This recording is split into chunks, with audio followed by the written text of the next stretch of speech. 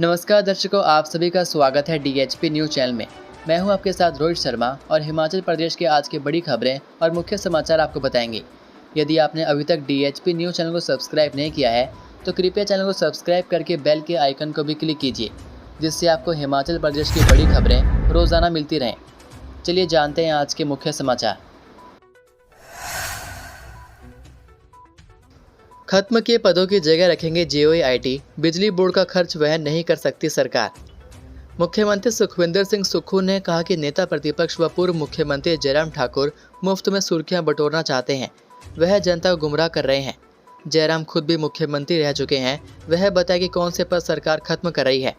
सोलन के pine Grove school में पत्रकारों से अनौपचारिक बातचीत में सीएम ने कहा कि सरकार की योजना सालों से खाली पड़े पदों को समाप्त करने की नहीं है। विभागों से डेटा मांगा गया है। जो पद 2 साल या इससे ज़्यादा समय से नहीं भरे गए हैं, वह पद लगभग समाप्त हो चुके हैं। उनकी जगह पर अब जेओआईटी के पदों को भरा जाएगा, क्योंकि अब कंप्यूटर का ज़माना है। इसके लिए सरकार बजट बना रही है। सुक्खू ने बिजली बोर्ड के कर्मचारियों को नसीहत देते हुए कहा कि बिजली बोर्ड को अब अपने पांव पर खड़ा होना ही पड़ेगा। सरकार उन्हें 2200 करोड़ रुपए की सब्सिडी देती है। यह सब्सिडी गाँव के किसानों को भी दी जा सकती है। 2.5 रुपये प्रति यूनिट बिजली बोर्ड के कर्मचारियों और पेंशनों पर खर्च होती है। उसके बाद जनता का नंबर आता है। वहीं सरकार अनुदान भी देती है। यह बात बिजली बोर्ड के अधिकारी और कर्मचारियों को भी सोचनी चाहिए कि पोस्ट बढ़ाकर फायदा है या उन्हें अपने पांव पर खड़ा होकर। मुख्यमंत्री ने कहा कि कब तक जनता के ऊपर बोझ डाला जाएगा और सरकार भी कब तक अनुदान देगी। सरकार बिजली बोर्ड का खर्च वह नहीं सकती। बोर्ड के कर्मचारियों की मांगे सरकार सुनेगी, मगर उन्हें भी सरकार के बारे में सोचना होगा। कहा कि बोर्ड को दी जाने वाली अनुदान राशि को गांव के किसानों पर लगाया जाएगा तो ग्रामीण क्षेत्र की अर्थव्यवस्था मजबूत होगी। मुख्यमंत्री सुक्खू बोले, किसानों को उन्नत किस्मों के बीज देने पर खर्च होंगे 23.60 करोड़। हिमाचल प्रदेश के किसानों को उन्नत किस्म के बीज उपलब्ध करवाने पर सरकार 23.60 करोड़ रुपए खर्च करेगी। अनाज, दाल, तिलहन, चारा, आलू, अदरक और हल्दी के अलावा अन्य बीजों पर किसानों को अनुदान दिया जाएगा। प्रदेश सरकार के आदेशों पर कृषि विभाग 17,000 क्विंटल बीज तैयार करवा रहा है। किसानों को खाद की किल्लत पेश न आए, इसके लिए 2 करोड़ 77 लाख रुपए खर्च होंगे। मुख्यमंत्री सुखविंदर सिंह सुक्खू ने कहा कि किसानों को अनाज, दालों, तिलहन और चारा फसलों के बीजों पर 50% अनुदान और आलू, अदरक व हल्दी के बीजों पर 25% अनुदान दिया जाएगा। वर्ष 2023-24 में अनुदान योजना के तहत 60,000 किसानों को बीज आवंटित किया गया था। शहद के साथ सिड्डू का नाश्ता करके लौटे मुख्यमंत्री सुक्खू कुआर गांव में छोड़ गए अनूठी छाप। कुआर गांव में रात बिताने के बाद मुख्यमंत्री सुखविंदर सिंह सुक्खू रविवार सुबह शहद सिड्डू का नाश्ता करके हेलीपैड के लिए रवाना हुए। लौटते समय भी लोगों की समस्याओं को सुनते सुनते अधिकारियों को समाधान के निर्देश देते रहे। आज़ादी के बाद डोडरा कुआर के इतिहास में पहली बार मुख्यमंत्री एक नई छाप छोड़कर लौटे हैं। रविवार को मुख्यमंत्री और अन्य सभी अधिकारियों के लिए नाश्ते का प्रबंध महिला मंडल धंधरवाड़ी की ओर से किया गया था। महिलाओं ने शहद के साथ सिड्डू तैयार किए थे। साथ में ओगला के चक्कर सहित कई स्थानीय व्यंजन तैयार किए गए थे। मुख्यमंत्री के लिए तैयार किए गए व्यंजनों को महिलाओं ने अपने जीवन की एक यादगार बताया। इस दौरान हेलीपैड तक पहुंचते समय उन्होंने कई लोगों से मुलाकात की। हिमाचल के मंडी में कार दुर्घटनाग्रस्त हादसे में 5 लोगों की मौत, आपस में थे रिश्तेदार। हिमाचल प्रदेश के जिला मंडी की बरोड घटासनी सड़क पर बरधान में डिवनो थाना के पास एक ऑल्टो कार 250 मीटर गहरी खाई में जा गिरी, जिससे कार सवार 5 युवकों की मौत हो गई। हादसा शनिवार देर रात को हुआ। मृतकों में 4 युवक राजेश कुमार पुत्र बुद्धि सिंह, करम सिंह पुत्र इंद्र सिंह, सागर पुत्र राजकुमार, गुलाब सिंह पुत्र सुंदर सिंह एक ही गाँव धमचियान के रहने वाले थे। 5वां युवक गंगाराम पुत्र श्याम बजोट गांव का रहने वाला था। पुलिस से मिली जानकारी के अनुसार गांव धमचियान निवासी खेम सिंह की बेटी की शादी थी। शादी के बाद रस्म निभाने धमचियान गांव के 4 और बजोट गांव का एक युवक बहन को उसके ससुराल मुल्तान तहसील के लोहाड़ी छोड़ने गए थे। शनिवार रात को लोहाड़ी से लौटते वक्त डिवनो थाना के पास उनकी कार अनियंत्रित होकर खाई में जा गिरी। हालांकि गाड़ी कितने बजे गिरी इसका अभी तक पता नहीं चल पाया है। रविवार सुबह लोगों ने खेतों में गाड़ी पड़ी देखी तो घटना का पता चला। वहीं एसडीएम ने मृतकों के परिवारों को 25-25 हज़ार रुपये की राहत राशि प्रदान की। उधर डीएसपी पधर देवराज ने बताया कि पुलिस ने मामला दर्ज कर आगे की कार्रवाई शुरू कर दी है।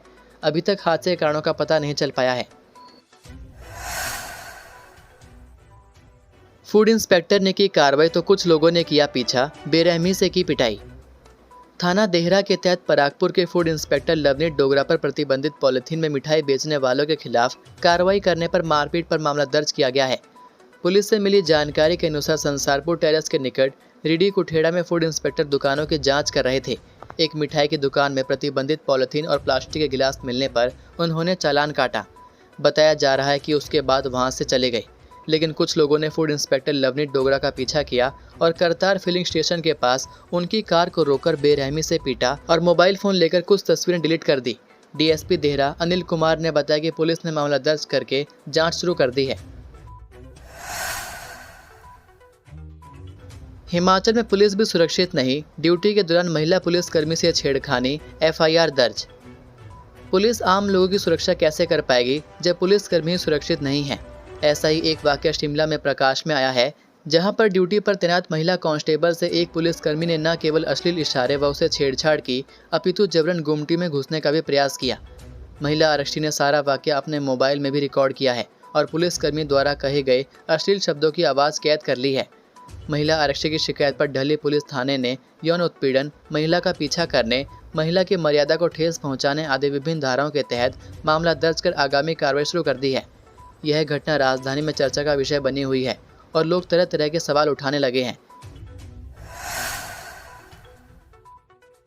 शिमला में बढ़ने लगी सैलानियों की भीड़, खूबसूरत वादियों और साफ मौसम का ले रही आनंद। हिमाचल प्रदेश की राजधानी शिमला, जिसे पहाड़ों की रानी भी कहा जाता है, इस समय पर्यटकों से गुलजार है। वीकेंड पर बाहरी राज्यों से आए सैलानी यहाँ की खूबसूरत वादियों और साफ मौसम का आनंद ले रहे हैं। लंबे समय से मौसम साफ रहने के कारण शिमला में घूमने का अनुभव और भी सुखद हो गया है। दिन के समय धूप की गर्मी के बाद शाम को बढ़ती ठंड सैलानियों को बेहद पसंद आ रही है। बड़े शहरों की तुलना में शिमला में हवा भी ताजगी से भरी है, जो पर्यटकों के लिए एक राहत बनकर आई है।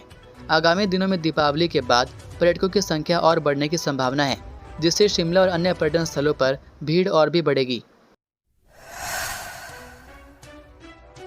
मनीष की रिमोट संचालित नन्ही बस देखने वाले रह जाएंगे दंग। हिमाचल प्रदेश परिवहन निगम अपनी स्थापना के 50 वर्ष पूरे होने पर भव्य उत्सव मना रहा है। इस खास मौके पर सोलन जिले के अर्की के रहने वाले मनीष ने एचआरटीसी को एक अनोखा तोहफा दिया है, जिसने हर किसी का दिल जीत लिया है। मनीष सालों से निगम की बसों के मॉडल बनाने में माहिर हैं। इस बार मनीष ने 2001 मॉडल की बस को रिमोट संचालित कर दिखाया है। उनका यह मॉडल अपनी बारीकी और नफासत के लिए खूब सराहा जा रहा है। एचआरटीसी की बसें हर एक दिन 6 लाख किलोमीटर का सफ़र तय करती हैं। बसों ने हर एक हिमाचली के दिल में एक खास जगह बनाई है। उत्तरी भारत में एचआरटीसी की बसें अपनी पहुंच और विश्वसनीयता के लिए मशहूर हैं। मनीष द्वारा बनाया गया यह मॉडल न केवल उनकी कलात्मकता को दर्शाता है, बल्कि उनकी तकनीकी क्षमता को भी साबित करता है। खास मॉडल को बनाने में मनीष ने लगभग 10 से 15 हज़ार रुपये का खर्च किया, जिसे उन्होंने अपनी मेहनती कमाई से जुटाया। मनीष ने ITI से इलेक्ट्रॉनिक्स मैकेनिक ट्रेड का प्रशिक्षण प्राप्त किया है। वर्तमान में BBN में एक निजी उद्योग में काम कर रहे हैं। 10वीं की पढ़ाई आर्थिक कारणों से बीच में छूट जाने के बाद उन्होंने ओपन स्कूल से 10वीं पूरी की। इसके बाद अंबुजा सीमेंट फाउंडेशन की ITI दाड़लाघाट से 2 साल का इलेक्ट्रॉनिक्स मैकेनिक ट्रेड का कोर्स किया। नौकरी से मिलने वाले वेतन का एक बड़ा हिस्सा वह अपने शौक पर खर्च करते हैं, खासतौर पर निगम की बसों के मॉडल बनाने पर। मनीष की कृति इतनी सजीव लगती है कि देखने वाले दंग रह जाते हैं। तकनीकी उपकरणों के मॉडल में उनकी बारीकी और वास्तविकता से मेल खाते हुए डिज़ाइन की कला ने उन्हें खास बना दिया है। मनीष की कहानी साबित करती है कि तकनीक विकसित करने के लिए हमेशा बड़ी डिग्री की आवश्यकता नहीं होती, ज़रूरत होती है केवल जुनून और लगन की। मनीष का कहना है कि यदि राज्य सरकार उनके जैसे लोगों को प्रोत्साहन दे तो न केवल वे राष्ट्रीय बल्कि अंतर्राष्ट्रीय स्तर पर प्रदेश का नाम रोशन कर सकते हैं। उन्होंने कहा कि हिमाचल प्रदेश पथ परिवहन निगम प्रबंधन उनके मॉडल को लेना चाहे तो वे इसे देने के लिए तैयार हैं, बशर्ते कि निर्माण में आया खर्च वहन किया जाए। मनीष अब महंगे मॉडल बनाना नहीं चाहते और कम लागत वाले मॉडल बनाने की योजना पर काम कर रहे हैं, ताकि यह जुनून उनके बजट के भीतर रहे। घर में घुस गया 12 फुट लंबा अजगर, वन विभाग ने किया रेस्क्यू। नादौन की बरधियाड़ पंचायत में शनिवार रात को एक 12 फुट लंबा अजगर घर में घुसने से गांव में हड़कंप मच गया। किसान नेता बलजीत संधू ने बताया कि यह अजगर 2-3 दिनों से गांव में घूम रहा था।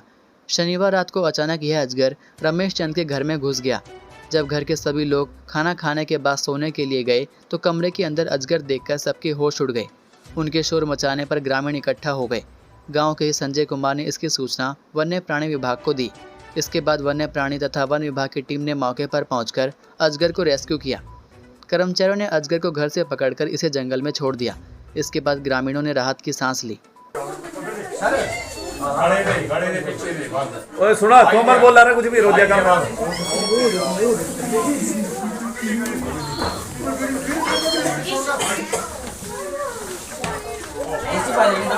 पाई दिया तू हमारे घर से है। ओए पीछे रहो सारे। कुछ करी पकड़ी जो नहीं बात नहीं बेटा